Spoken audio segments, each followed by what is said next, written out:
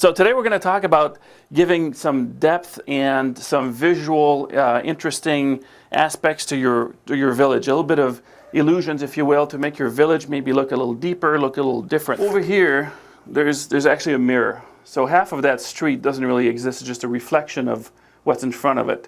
But it's a good way to make it look like you have a much longer scenes. In the model railroad area, a lot of people do that as well at the end of a train yard, so the yard looks twice as long. So that's a good way to do it. This one is a little harder to see, but under the overpass or the train bridge over here is a mirror, and it looks like the road continues, but it actually doesn't. It's just a mirror.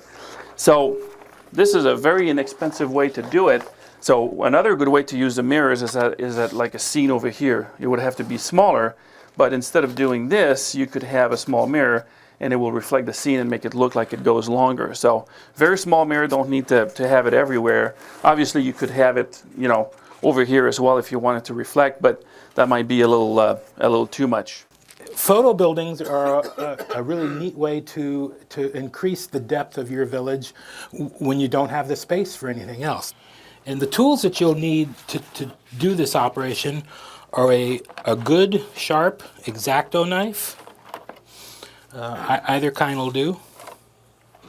A pair of scissors, a mat cutting knife, a hot glue gun. I didn't glue this together, but normally you would end up building a shadow box of the building, which has a rough approximation of the shape of the building.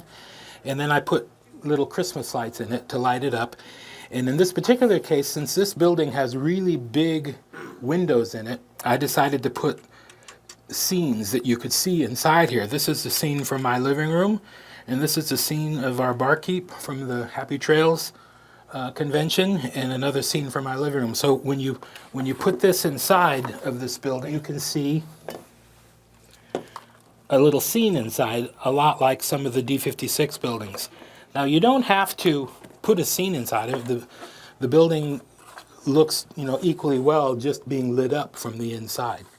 Since we're going to focus on the carving today and the waterfall, and in the next class will be more about the painting. Probably going to use an airbrush for this, so it's going to be something new to show when we do that. This tool heats up when you press the button, so it's kind of handy. It's not on and off, so you just use it and it's really quick. Now this is removable, so I'm going to make my life a little easier. Can you see that first step over here? Okay, it doesn't have to be nice and perfect yet. I'm just starting to just shape it, and then I will use my blade in a flat manner here to just even it out. Then I'm going to carve the next one, and I'm going to make it turn a little bit by making it deeper over here and not as deep over here, so it starts to get that shape. I cut out the extra that I don't need here, even it out a little bit, and then move on to the next one. So thank you for coming again, and appreciate it. July 28th is the next one.